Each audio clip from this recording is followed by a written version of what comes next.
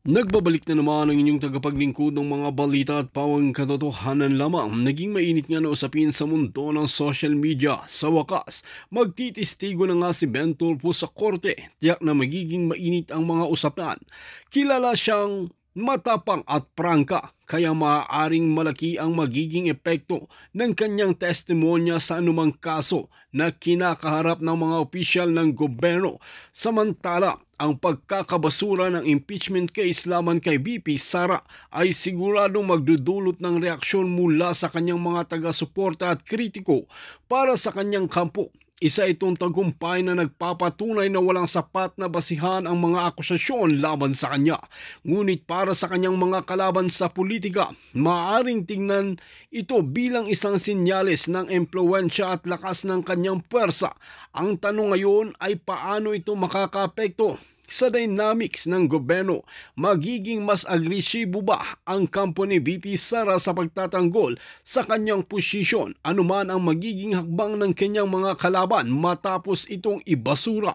Bukod dito, kung may mga taong kinakabahan, gayang ng sinabi ni Kuting ng Norte at ni Satanas, maaaring may malaking revelasyon pang lalabas. Maraming posibilidad ang maaaring mangyari sa susunod na mga linggo. Sa ganitong sitwasyon ay talagang mas lalong kinakabahan ang kampo ni Kuting ng Norte dahil nga sa lakas ni VP Inday Sara ay hindi pa rin ito nagpapatinag kahit anong ibato nila sa kanya na mga paratang. Well mga kaibigan, para nga sa karagdagang impormasyon, panoorin nga natin ang buong video. At kung bago ka lamang sa akin channel, huwag kalimutan i-click ang subscribe button at notification bell para lagi kang updated sa ating mga bagong video. At para sa solid viewers natin dyan, maraming salamat sa walang sawang pagsuporta. Naamoy. Alam ko na yung mga ganitong style eh. Alam ko na yan eh. O, pasok. O. Ngayong araw na ito, iraraffle po natin ang kaso, katulad din ng mga ordinaryong kaso na meron sa COMELEC para mapunta sa isang divisyon ng COMELEC. Iraraffle ngayong araw ng Commission on Elections o COMELEC ang petisyon na kanilang natanggap kahapon laban sa 5 miyembro ng pamilya Tulfo. Ito ay para malaman kung alin sa dalawang dibisyon ng komisyon ang hahawak sa naturang kaso. Layo ng petisyon na idiskwalipika ang kandidatura ni na ACT-CIS Representative Erwin Tulfo at Ben Tulfo na kapwa kandidato sa pagkasenador. Gayon din ang kapatid nitong si Wanda Tulfo Teo na nominee ng Turismo Party List at ang re-electionist na asawa at anak ni Senator Raffy Tulfo. Ayon sa petitioner, disqualified ang mga ito sa ilalim ng Article 2, Section 26 ng Saligang Batas na nagbabawal sa political dynasty. Gayon din sa issue ng pagiging natural-born citizen o citizenship. Sinasabi po niya na ito ay pinagbabawal ng saligang batas natin and therefore dapat hindi payagan sapagkat yung mga tumatakbo ay related sa isang incumbent na senador, si Senator Raffy Tulfo. Meron din po nabanggit na isang paragraph doon patungkol sa issue ng citizenship. Ayon kay COMELEC Chairman George Erwin Garcia, dadaan sa isang normal na proseso ang kaso ng mga Tulfo. Pagkatapos na mairaffle ang kaso, maglalabas ng summon ang dibisyon para sagutin ng mga respondent ang reklamo. Kaagad na maging issue yung naturang division ng summons na tinatawag upang pasagutin sa 5 araw ang mismo mga respondents para doon sa kanilang hinaharap na disqualification cases.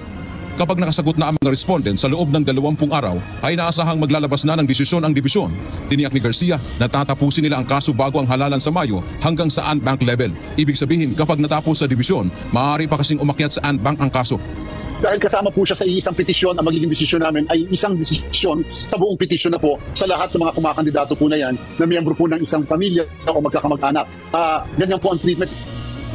Nilinaw ng COMELEC na hanggat hindi pa pinalang desisyon ay mananatili ang pangalan ng mga ito sa balota, lalo na at nasimulan na ang printing. Dantiamento UNTV, News and Rescue. Diyos ang aming sandigan, serbisyo publiko. Ayan, ayan. Pag-usapan na po natin yan. Ito pong issue na to. Una-una, alamin po ba natin, sino po ba yung nagdemanda? Okay? O nag-file ng disqualification case. Okay? Una-una sa lahat, etong naghain na to, yung pangalan niya si Attorney Virgilio Garcia. Okay, sino ngayon to si Attorney Virgilio Garcia? Etong si Attorney Virgilio Garcia, siya lang naman ay tumatakbo rin bilang kinatawan ng Quezon City laban kay Representative Ralph Tulfo. Alam ko na eh. Para hindi halata eh, idinamay mo yung buong Tulfo pero talagang kalaban mo si Ralph Tulfo. Etong abogadong to medyo may problema tayo dito eh. Alam nyo kung bakit? Kasi yung napaka-importanting maunawaan natin mga kababayan.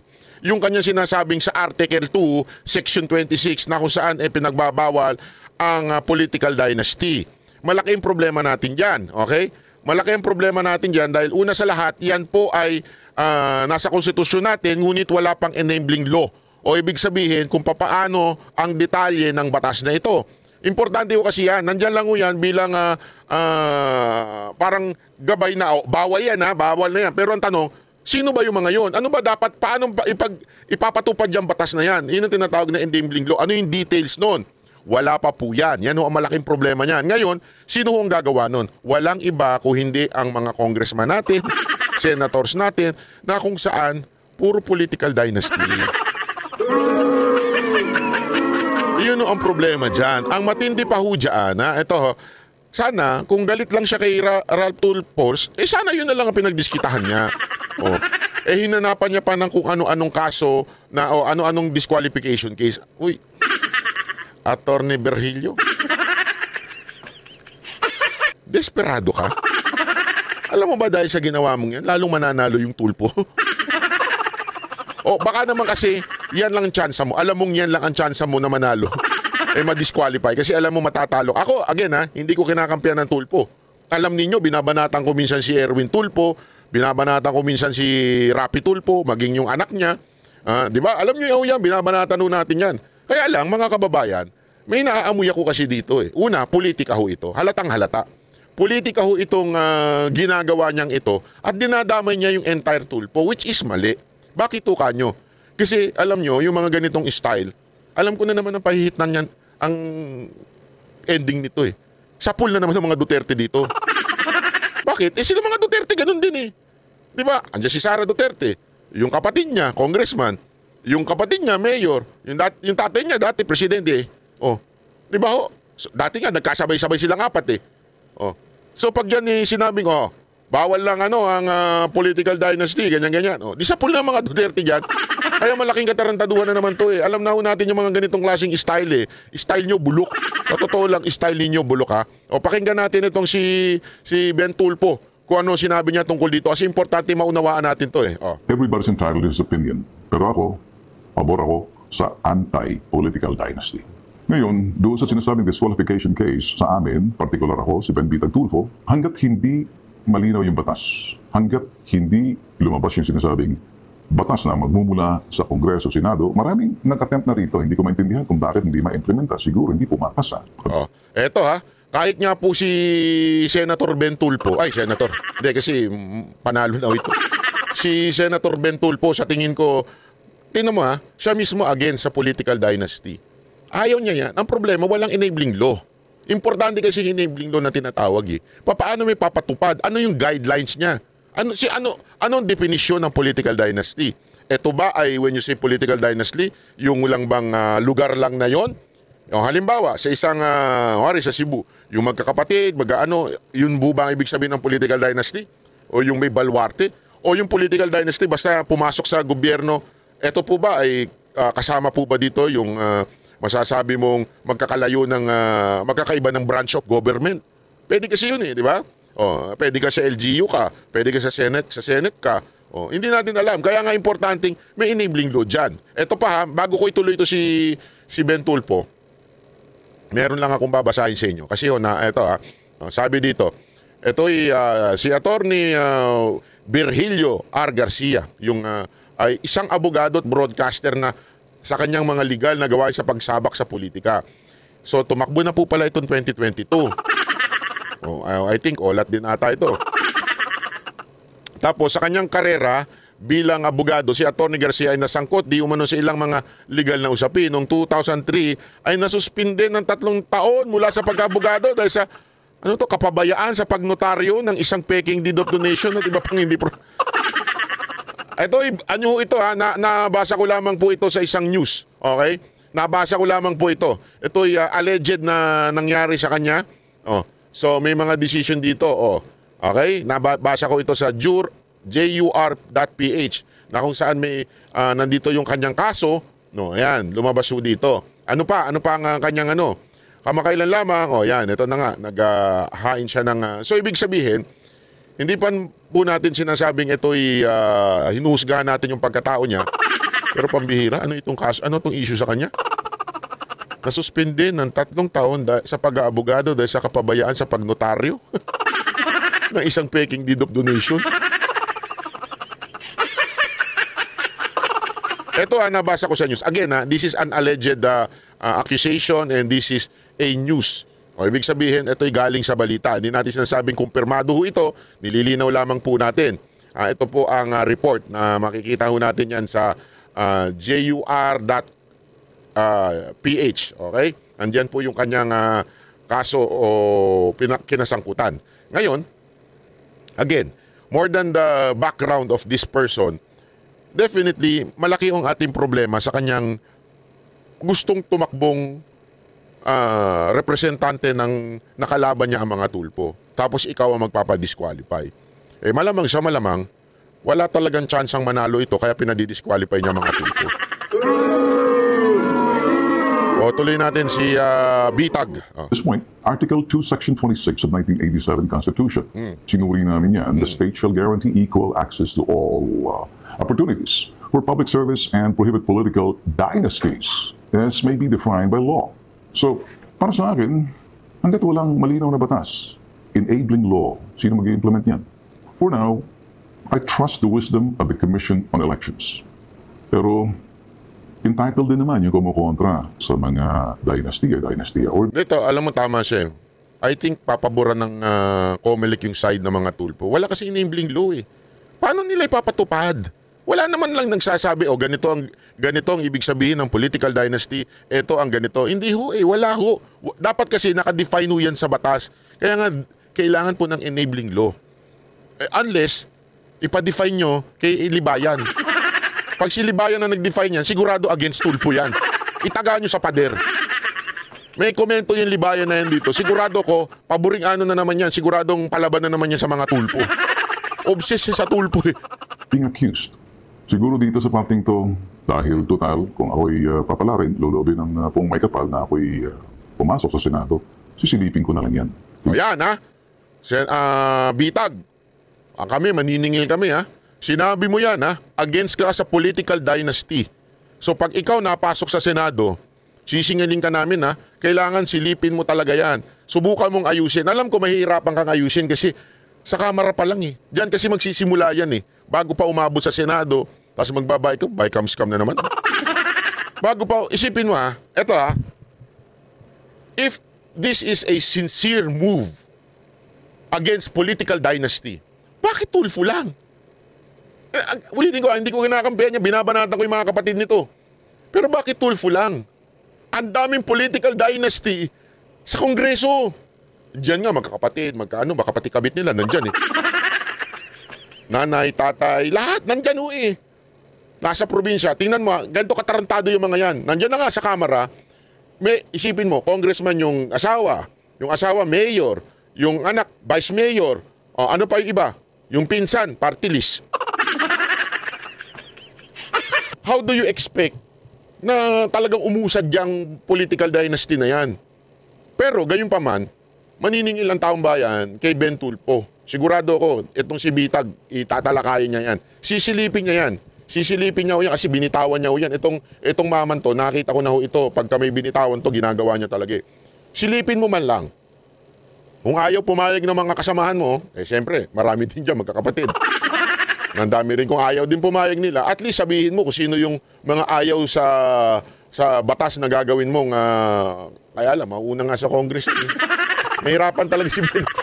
Hindi kasi, kahit ba sabihin niyang ayaw niya at sisilipin niya, nagsisimula talaga sa Kamara Pero gayon pa man, do your best, Bitag. I know na magaling kang tao and you can persuade your colleagues na kahit pa paano, pag-usapan na huyang political dynasty na yan. Natin kung ano magagawa natin para hindi na magkaroon ng kalituhan at medyo yung kanya-kanyang interpretasyon dahil may batas na. Till then, ito ang nangyayari ngayon. Kanya-kanyang pananaw, kanya-kanyang interpretasyon.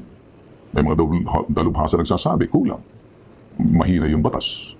So, ako naman, patuloy lang ako sa aking ginagawa. At sa aking ginagawa, advocacy namin, ilalaban namin, hindi namin iiwan. Yung mga maliliit na napapabayaan, walang boses, walang mga mukha, sila yung inaabuso. Sila yung mga pinagsasamantalahan, niloloko at pinababayaan. Sila yung walang boses. Doon ako nakatuon ng pansin. Patungkol naman doon sa sinasabing citizenship. Pilipino ako. Tulungan ko pa kayo. Dalhin ko kayo kung saan. Punta tayo ng Amerika. Punta tayo ng States. Punta tayo ng Russia. Punta tayo ng China. Patunayan nyo na hindi ako Pilipino. Kung hindi nyo kayang patunayan, puro haka-haka. This is what I'm going to tell you. Read my lips. Shut up.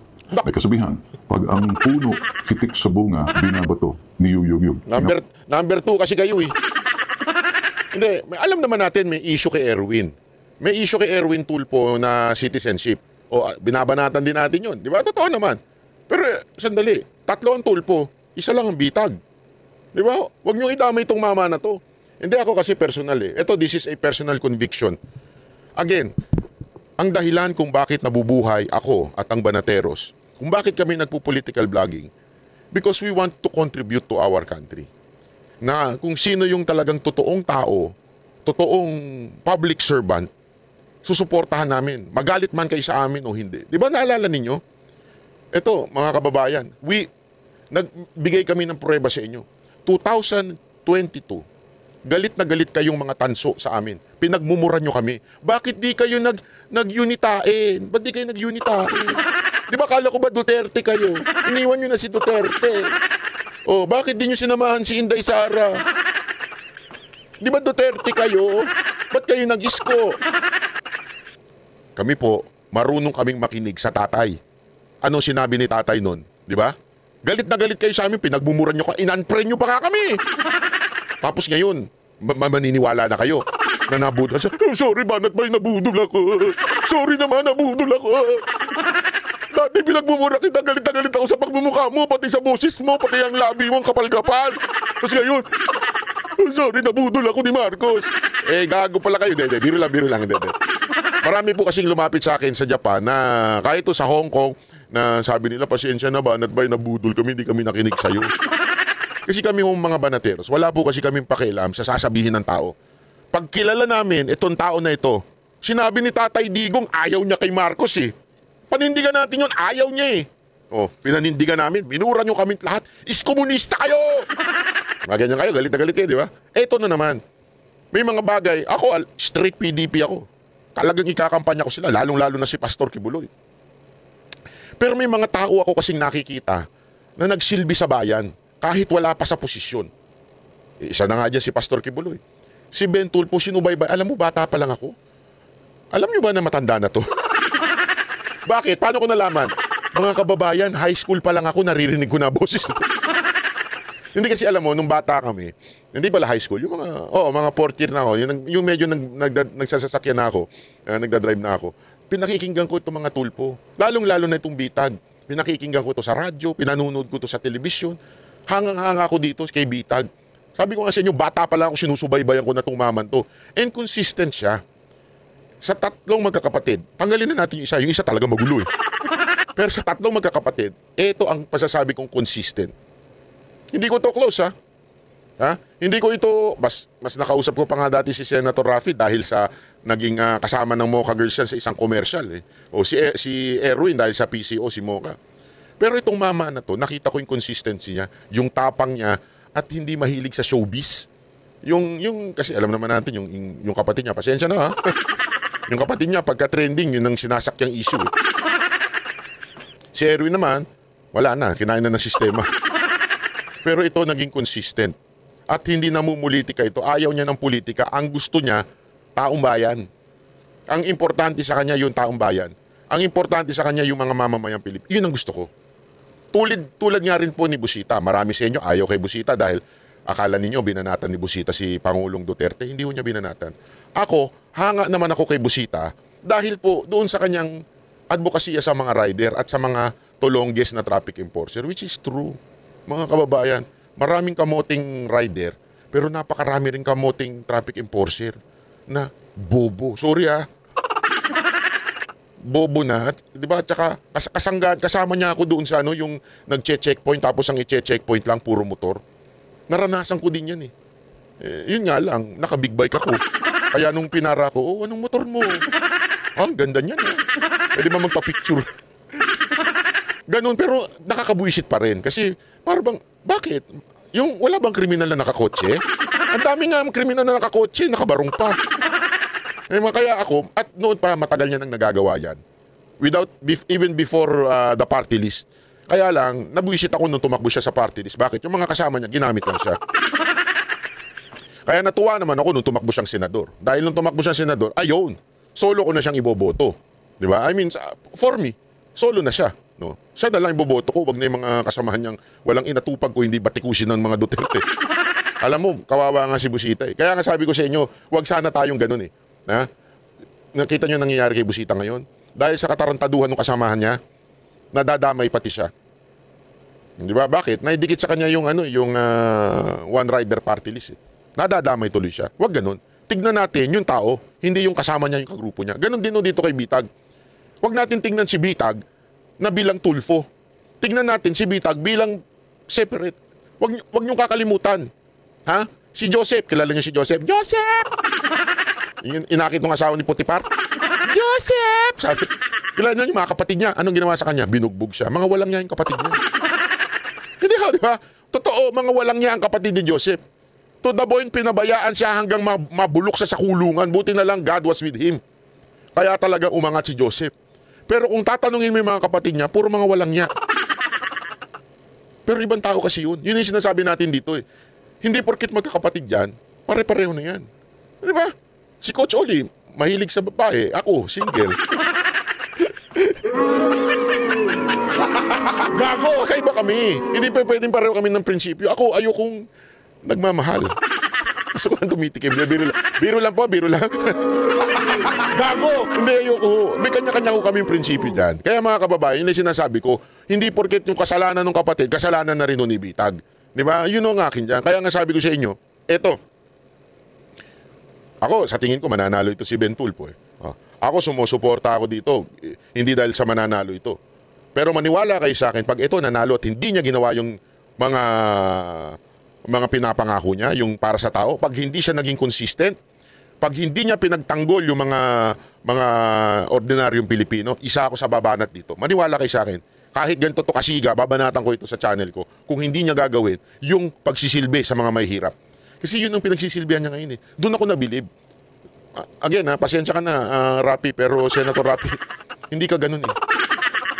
Ang pinagsilbihan mo lang yung mga sikat. Sorry, wag ka magagalit, pero that's the truth eh. Diba? Yun ang katotohanan. Iba ho ito si Bitag. Kaya nga sabi ko sa inyo, ako, binibigay ko baraha ko dito. Ipinupusta ko yung pangalan ko dito. I will not. Again, hindi pa ako nagkamali sa inyo mga kababayan. Never pa ako nagkamali sa inyo. Nung sinabi ko sa inyo, bubudulin kayo ni Marcos, binudol nga kayo. Tama, mali. Ayaw nyo makinig nun. Ngayon, I will put again my name on this guy. Eto, hindi kayo bubudulin ito. At pag binudol kayo nito, maniwala kayo sa akin, ako, mangunguna, na batikusin to. Tasamahan ko pa si Libayan. Pero hindi. Nakita ko na itong maman to mula nung bata pa ako hanggang pagtanda ko, consistent.